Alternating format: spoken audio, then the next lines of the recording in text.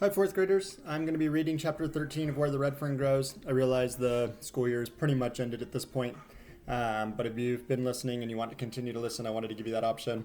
I apologize, it's been a while since I had read one of the chapters. I've been working on the year-end video for the school and a couple other things for Mr. Ferguson and I, and just a few other things as well, so it's kind of fallen behind, but here's chapter 13. I will continue to post chapters on our Google Classroom even next week, even though it's officially summer. But if you want to get onto the Google Classroom and listen to the rest of the Where the Red Fern Grows, it'll take a week or two, but you'll be able to hear the rest of the story. Thanks for an awesome year, you guys. You guys are an awesome group, and enjoy your summer. And if you are listening to this, then enjoy the book. Coming up to the tree, I could see it was a huge bur oak. It wasn't tall, it was just the opposite, rather low and squatty. The top was a thick mass of large limbs, and it hadn't shed all of its leaves yet. It stood by itself in an old field. There were no other trees within 50 yards of it. About 15 feet to the left were the remains of a barbed wire fence. An old gate hung by, one rusty hinge from a large corner post. I could tell that one time a house had stood close by. Reuben saw me looking around. "Long time ago, some Indians lived here and farmed these fields," he said. I walked around the tree looking for the coon, but could see very little in the dark shadows. "Ain't no use to look," Reuben said. "He won't be there." Rainey spoke up. "This ain't the first time we've been to this tree," he said. Reuben told Rainey to shut up. "You talk too much," he said. In a whining voice, Rainey said, "Reuben, you know the coon ain't in that tree. Make him pay and let's go home. I'm getting tired." I told Reuben I was going to climb the tree. "Go ahead," he said. "It won't do you any good." The tree was easy to climb. I looked all over it, on each limb, and in every dark place. I looked for a hollow. The ghost coon wasn't there. I climbed back down, scolded old Dan to stop his loud bawling, and looked for little Ann. I saw her far up on the old fence row, sniffing and running here and there. I knew the ghost coon had pulled a real trick, but I couldn't figure out what it was. Little Ann had never yet barked treed. I knew the coon was in the tree. I knew if the coon was in the tree, she wouldn't still be searching for a trail. Old Dan started working again. My dogs covered the field. They circled and circled. They ran up and down the barbed wire fence on both sides. I knew the coon hadn't walked the barbed wire fence. Ghost or no ghost, he couldn't do that. I walked over to the old gate and looked around. I sat down and stared up into the tree. Little Ann came up to me. Old Dan was giving up his search, came back to the tree and bawled a couple of times. I scolded him again. Reuben came over. Leering at me, he said, "You give up?" I didn't answer. Little Ann, once again, started searching for the lost trail. Old Dan went to help her. Rainey said, "I told you that coon wouldn't be in the tree. Why don't you pay off so we can go home?" I told him I hadn't given up yet. My dogs were still hunting. When they gave up, I would too. Reuben said, "Well, we're not going to stay here all night." Looking back to the tree, I thought perhaps I'd overlooked something. I told Reuben I was going to climb it again. He laughed. "Go ahead. Won't do you any good. You climbed it once. Ain't you satisfied?" "No, I'm not satisfied," I said. "I just don't believe in ghost coons." Reuben said, "I don't believe in ghosts either, but facts are facts. To tell you the truth, I've climbed that tree a dozen times. There just ain't no place for a coon to hide." Rainey spoke up. "Our old blue hound has treed the ghost coon in this tree more times than one. Maybe you two don't believe in ghosts, but I do. Why don't you pay off so we can get away from here?" "I'll climb it one more time," I said. "If I can't find him, I'll pay off." Climbing up again, I searched and searched. When I got through, I knew the ghost coon wasn't in the tree. When I came down, I saw my dogs had given up. That look the last resistance out of me. That took the last resistance out of me. I knew if they couldn't find the ghost coon, I couldn't either. Digging the two $1 bills out of my pocket, I walked over to Reuben. Little Ann was by my side. I handed my money over, saying, "Well, you won it fair and square." With a grin on his face, Reuben took my money. He said, "I bet this will break your old grandpa's heart." I didn't reply. Reaching down, I caught little Ann's head in my hands. Looking into her warm, friendly eyes, I said, "It's all right, little girl. We haven't given up yet. We'll come back. We may never catch the ghost coon, but we'll run him until he leaves the country." She licked my hands and whined. A small breeze began to stir. Glancing up into the tree, I saw some leaves shaking. I said to Reuben, "Looks like the wind is coming up. May blow a storm. We better be heading for home." Just as I turned, I saw little Ann throw up her head and whine. Her body grew stiff and taut. I watched her. She was testing the wind. I knew she had scented something in the breeze. Stiff-legged, head high in the air, she started walking toward the tree. Almost there, she turned back and stopped. I knew she had caught the scent, but could only catch it when a breeze came. Looking at Reuben, I said, "I haven't lost that $2 yet." Another breeze drifted out over the river bottoms. Little Ann caught the scent again. Slowly she walked straight to the largest gate post. reared up on it with her front feet, and bawled the most beautiful tree bark I had ever heard in my life. Old Dan, not understanding why Little Ann was bawling, stood and looked. He walked over to the post, reared up on it, and sniffed. Then, raising his head, he shook the dead leaves in the bur oak tree with his deep voice. I looked at Rainey. Laughing, I said, "There's your ghost, coon. Now what do you think of my dogs?" For once, he made no reply. Going over to the post, I saw it was a large black locust. It was a large black locust put there many years ago to hang the gate. Looking up at the tree, I saw how the ghost coon had pulled off his trick. Once, one large limb came and ran out directly over the gate. It was a drop of a good 12 feet from the branch to the top of the gatepost, but I knew if we weren't after an ordinary coon, this was the ghost coon. I said to Reuben, "Boost me up and I'll see if the post is hollow." After breaking off a long Jimson weed to use as a prod, I got up on Reuben's shoulder and he raised me up. The post was hollow. Not knowing how far down the hole went, I started the switch down. About halfway, I felt something soft. I gave it a hard jab. I heard him coming. He boiled right out into my face. Ezra, you need to whisper, please. I heard him coming. He boiled out right into my face. I let go of everything hitting the ground and rolled over onto my back and looked up. For a split second, the ghost coon stayed on top of the post. Then he jumped. My dogs were on him the instant he hit the ground. The fight was on. I knew the coon didn't have a chance, as he wasn't in the water of the river. He didn't give up easily, even though he was on dry land. He was fighting for his life, and on a good account he gave. He fought his way to freedom and made it back to the bur oak tree. He was a good 6 feet up one side when old Dan, leaping high in the air, caught him and pulled him back down. At the foot of the tree, the fight went on again. Again, the ghost coon fought his way free. This time he made it and disappeared into the dark shadows of the tree. Old Dan was furious. Never before had a coon gotten away from him. I told Reuben I would climb up and run him out. As I started climbing, I saw Little Ann go to one side and old Dan the other. My dogs would never stay together, not right now, when Ann got to one side and old Dan on the other. My dogs would never stay together when they treat a coon. So that any way he left a tree, he was going to be met by one of them. About halfway up, far out on a limb, I saw the ghost coon. As I started toward him, my dogs stopped bawling. I heard something that I had heard many times. The sound was like the cry of a small baby. It was the cry of a ringtail coon when he knows it's the end of the trail. I never did like to hear this cry, but it was all part of the game, the hunter and the hunted. As I sat there on the limb looking at the old fellow, he cried again. Something came over me. I didn't want to kill him. I hollered down and told Reuben I didn't want to kill the ghost coon. He hollered back, "Are you crazy?" I told him I wasn't crazy, I just didn't want to kill him. I climbed down. Reuben was mad. He said, "What's the matter with you?" "Nothing," I told him. "I just don't have the heart to kill the coon." I told him there were plenty more. Why kill him? He had lived there a long time, and more than one hunter had listened to the voices of his hounds bawling on his trail. Rainey said, "He's chicken-livered. That's what he is." I didn't like that, but not wanting to argue, I didn't say anything. Reuben said, "I'll go up and run him out." "I won't let my dogs kill him," I said. Reuben glared at me. "I'm going up and getting that coon out," he said. "If you stop your dogs, I'm going to beat you half to death." "Do it anyway, Reuben," Rainey said. "I gave mine to," said Reuben. Just as Reuben started to climb the tree, old Dan growled. He was staring into the darkness. Something was coming. "What's that?" I asked. "I don't know," Reuben said. "Don't sound like anything I ever heard before." "It's ghosts," Rainey said. "Let's get away from here."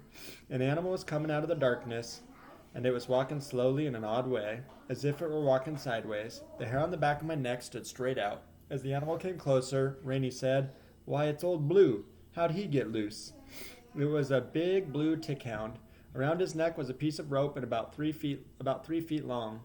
One could see that the rope had been gnawed into. The frayed end had come entangled in a fair-sized dead limb. Dragging the limb was what made the dog look so odd. I felt much better when I found out what it was. The blue tick-hound was like the Pritchards, mean and ugly. He was a big dog, tall and heavy. His chest was thick and solid. He came up growling. The hair on his back was standing straight up. He walked stiff-legged over to old Dan, showing his teeth. I told Rainey he'd better get a hold of his dog, or there was sure to be a fight. "You better get a hold of your dog," he said. "I'm not worried about old Blue. He can take care of himself." I said no more.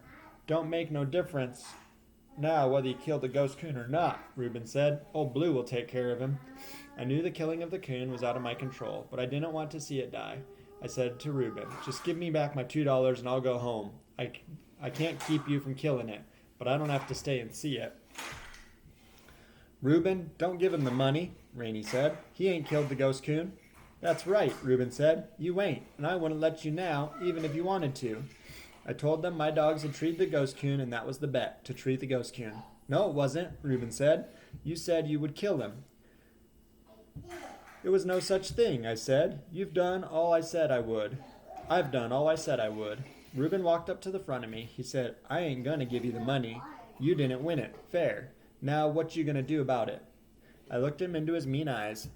I started to make some reply, but decided against it. He saw my hesitation and said, You better get your dogs and get out of here before you get whipped. In a loud voice, Rainey said, Bloody his nose, Reuben. I was scared. I couldn't whip Reuben. He was too big for me. I started to turn and leave when I thought of what my grandfather had told them. You had better remember what my grandpa said, I reminded them. He'll do just what he said he would. Reuben didn't hit me. He just grabbed me with his brute strength and threw me down on the ground. He had me on my back with my arms outspread. He had a knee on each arm. I made no effort to fight back. I was scared. If you say one word to your grandpa about this, Reuben said, I'll catch you hunting some night and take my knife to you. Looking up into his ugly face, I knew he would do just that. I told him to let me go, and I would get up and not say anything to anyone. Don't let him up, Reuben, Rainey said. Beat the hell out of him, or hold him, and let me do it. Just then I heard growling, and a commotion off to the side. The blue hound had finally gotten a fight out of old Dan. Turning my head sideways, I could see them standing on their hind legs, tearing and slashing at each other. The weight of the big hound pushed old Dan over. I told Reuben to let me up so I could stop the fight. He laughed. While my dog is whipping yours, I think I'll just work you over a little. So, saying, he jerked my cap off and started whipping me in the face with it. I heard Rainey yell, Reuben, they're killing old Blue. Reuben jumped up off me. I clambered up and looked over at the fight. What I saw thrilled me. Faithful little Anne, little girl though she was, she had gone to the assistance of old Dan. I knew my dogs were very close to each other. Everything they did was done in combination. But I never did expect this. It was a very rare occasion for the girl dog to jump into another dog's fight. But she did. I could see that little Anne's jaws were glued to the throat of the big hound. She would never loosen the deadly hold until it was the last breath of life was gone. Old Dan was tearing and slashing the soft belly. I knew the destruction his long, sharp teeth were causing. Again Rainey yelled, Reuben, they're killing him. They're killing old Blue. Do something, quick. Reuben darted over to one side, grabbed my axe from the ground, and said in a loud voice, I'll kill them hounds. At the thought of what he was going to do with the axe, I screamed and ran for my dogs. Reuben was about 10 feet ahead of me, bent over, running with the axe held out in front of him. I knew I could never get to them in time, so I was screaming, No, Reuben, no! I saw the small stick when it whipped up from the ground. As if it were alive, it caught Reuben between the legs. I saw him fall. I ran right on by. Reaching the dogfight, I saw the big hound was almost gone. He had long since ceased fighting. His body lay stretched full length out on the ground. I grabbed old Dan's collar and pulled him back. It was different with little Anne. Pull as I might, she wouldn't let go of the hound's throat. Her jaws were locked. I turned old Dan loose. Getting a straddle of little Anne, I pried her jaws apart with my hands. Old Dan had darted back in, grabbing his collar again. I pulled him off to one side. The blue hound lay where he was. I thought perhaps he was already dead, and then I saw him move a little. Still holding my dogs by their collars, I looked back. I couldn't understand what I saw. Reuben was laying where he'd fallen. His back was toward me, and his body was bent in a U-shape. Rainey was standing on the other side of him, staring down. I hollered and asked Rainey, What's the matter? He didn't answer. He just stood as though in a trance, staring down at Reuben. I hollered again, but still no answer. I didn't know what to do. I couldn't turn my dogs loose. They would go for the hound again. Again I hollered at Rainey, asking him to come and help me. He neither moved nor answered. I had to do something. Looking around, my glance fell on the old barbed wire fence. I led my dogs to it, and holding their collars with one hand, I worked a rusty barbed wire backwards and forwards against a staple until it broke. Running the end of it under their collars, I tied them up. They made 2 or 3 lunges toward the hound, but the wire held. I walked over and stopped at Rainey's side. I again asked, What's the matter? He said not a word. I could see that Rainey was paralyzed with fright. His mouth and eyes were opened wide, and his face was as white as chalk. I laid my hand on his shoulder. At the touch of my hand, he jumped and screamed. Still screaming, he turned and started running. I watched him until he disappeared into the darkness. Looking down at Reuben, I saw what had paralyzed Rainey. When Reuben had tripped, he had fallen on the axe. As it entered his stomach, the sharp blade had sunk into the eye of the double-bitted axe. Turning my back to the horrible sight, I closed my eyes. The muscles in my stomach knotted and jerked. A nauseating sickness spread over my body. I couldn't look at him. I heard Reuben whisper. Turning around, I knelt down by his side with my back to the axe. I couldn't understand what he was whispering. Kneeling down, closer, I heard and understood. In a faint voice, he said, "Take it out of me." I hesitated, but again he pleaded, "Please, take it out of me." Turning around, I saw his hands were curled around the protruding blade as if he himself had tried to pull it from his stomach. How I did it, I'll never know. Putting my hands over his and pressing down, I pulled the axe from the wound. The blood gushed. I felt the warm heat as it spread over my hands. Again, the sickness came over me. I stumbled to my feet and stepped back a few paces. Seeing a movement from Reuben, I thought he was going to get up. With his hands, he pushed himself halfway up. His eyes were wide open, staring straight at me. Stopping in his effort of getting up, still staring at me, his mouth opened as if to say something. Words never came. Instead, a large red bubble slowly worked its way out of his mouth and burst. He fell back to the ground. I knew he was dead. Scared, not knowing what to do, I called for Rainey. I got no answer. I called his name again and again. I could get no reply. My voice echoed in the darkness of the silent night. A cold chill ran over my body. I suppose it's natural at a time like that for a boy to think of his mother. I thought of mine. I wanted to go home. Going over to my dogs, I glanced to where the blue hound was. He was trying to get up. I was glad he wasn't dead. Picking up my lantern, I thought of my axe. Ezra, thank you. I thought of my axe. I left it. I didn't care if I ever saw it again. Knowing I couldn't turn my dogs loose, I broke off enough of the wire to lead them. As I passed under the branches of the bur oak tree, I looked up to the dark foliage. There I could see the bright eyes of the ghost coon. Everything that had happened on this terrible night was because of his very existence, but it wasn't his fault. I also knew he was a silent witness to the horrible scene. Behind me lay the still body of a young boy. On my left, a blue tickhound lay torn and bleeding. Even after all that had happened, I could feel no hatred for the ghost coon and was not sorry that I had let him live. Arriving home, I awakened my mother and father. Starting for my grandfather's mill, I told everything that had happened. I left nothing out. My mother started crying long before I had completed my story. Papa said nothing, just sat and listened. When I had finished, he kept staring down at the floor in deep thought. I could hear the sobbing of my mother in the silence. I walked over to her. She put her arms around me and said, "My poor little boy." Getting to his feet, Papa reached for his coat and hat. Mama asked him where he was going. "Well, I'll have to go up there," he said. "I'm going to get Grandpa, for he is the only man in the country that has the authority to move the body."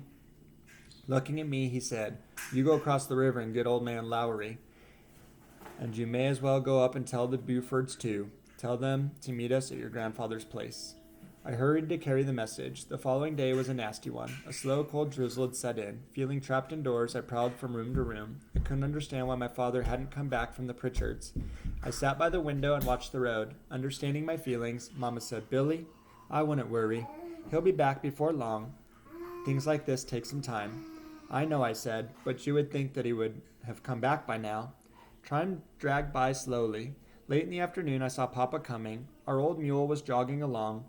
Water was shooting out from under his feet in small squirts at every step. Papa tied the halter rope around the mule's neck. He was sitting humped over with his hands jammed deep in the pockets of his patched and worn mackinaw. I felt sorry for him. He was soaking wet, tired, sleepy, and hungry. Telling Mama, "Here he is," I grabbed my jumper and cap and ran to the gate and waited. I was going to ask him what happened to the Pritchards, but on seeing his tired and wet face and wet clothes, I said, "Papa, you'd better get to the fire. I'll take care of the mule, and I'll do the feeding and milking." "That would be fine," he said. After doing the chores, I hurried to the house. I couldn't wait any longer. I had to find out what had happened. Walking into the front room, I saw my father had changed clothes. He was standing in front of the fireplace drinking coffee. "Boy, that's bad weather, isn't it?" he said. I said it was. Then I asked him about Reuben. We went to the old tree and got Reuben's body, Papa said. We were on our way back to the Pritchards when we met him. They were just this side of their place. They had started to look for him. Rainey had been so dazed when he got home, they couldn't make out what he was trying to tell them. But they knew there must have been something bad. They wanted to know what had happened. I did my best to explain the accident. It hit old man Pritchard pretty hard. I felt sorry for him. Mama asked how Mrs. Pritchard was taking it. Papa said he didn't know, as he never did get to see any of the women folk. He said they were the funniest bunch he'd ever seen. He couldn't understand them. There wasn't one tear shed that he could see. All of the men stayed out at the bar. They never did or never had been invited in for a cup of coffee or anything. Mama asked when they were to have the funeral. They have their own graveyard right there on their place, Papa said. Old man Pritchard said they would take care of everything and didn't want to bother people. He said it was too far for anyone to come and that it was bad weather too. Mama said she couldn't help feeling sorry for Mrs. Pritchard and wished they were more friendly. I asked Papa about Rainey. Papa said, according to what old man Pritchard said, Rainey just couldn't seem to get over the shock. They were figuring on taking him to town to see the doctor. In a stern voice, Papa said, Billy, I don't want you fooling around with the Pritchards anymore. You have plenty of country around here, so you don't have to go over there to hunt. I said I wouldn't. I felt bad about the death of Reuben. I didn't feel like hunting, and I kept having bad dreams. I couldn't forget the way he had looked at me just before he died. I moped and wandered around in a daze. I wanted to do something, but didn't know what it was. I explained my feelings to my mother. She said, Billy, I feel the same way and would like to do something to help, but I guess there's just nothing we can do. There are people like the Pritchards all through the hills. They live in little worlds of their own, and are all alone. They don't like to have outsiders interfere. I told my mother I had been thinking about how dangerous it was to carry an axe while hunting, and I had decided I'd save a few coon hides and get a good gun. Boy, I just shouldn't have mentioned getting a gun. My mother got sitting him mad. You're not getting a gun, she said. I won't have that at all. I told you a long time ago you could have one when you were 21 years old, and I mean that. I just worry enough with you through the... You guys, Harper and Ezra, to your room, please. This is very embarrassing, but to your room, please. Let go of the dog, and please head that direction. Thank you.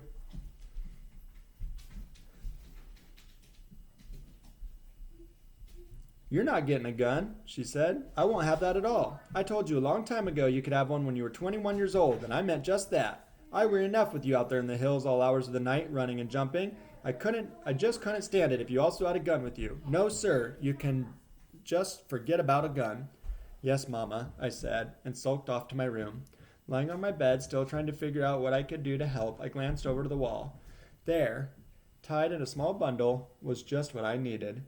Some time back, my sisters had some flowers for decoration day. They had given me a small bouquet for my room. Taking them down, I could see they had faded a little and looked rather old, but they were still pretty. I blew the dust off and straightened the crinkled petals. Putting them inside my shirt, I left the house. I hadn't gone far when I heard something behind me. It was my dogs. I tried to tell them I wasn't going hunting. I just had a little business to tend to, and if they could go back, I would take them out that night. But it was no use. They couldn't understand. Circling around through the flats, I came to the hollow above the Pritchards' place. Down below me, I could see the graveyard and the fresh mound of dirt. As quietly as I could, I started easing myself down the mountainside. Old Dan loosened a rock. The further it bounced, the louder it got. It slammed up against a post oak tree and sounded like a gunshot. I held my breath and watched the house. No one came out. I glared at old Dan. He wagged his tail, and just to show off, he sat down on his rear and started digging at a flea with his hind leg. The way his legs were thumping the leaves, anyone could have heard it for a mile. I waited until he quit thumping before starting on. Reaching the Ezra, go right now, please.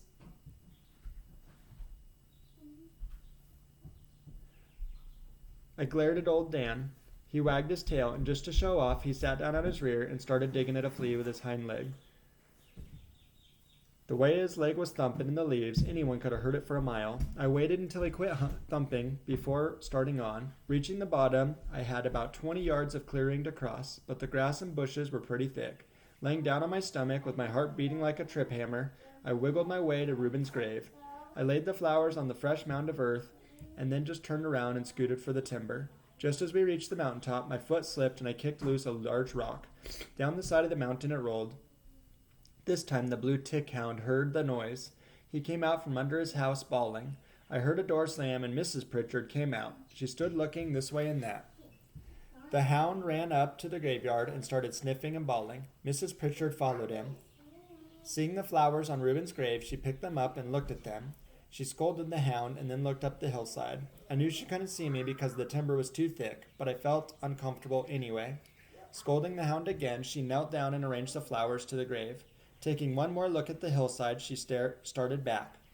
Halfway to the house, I saw her reach down and gather the long cotton skirt in her hand and dab her eyes.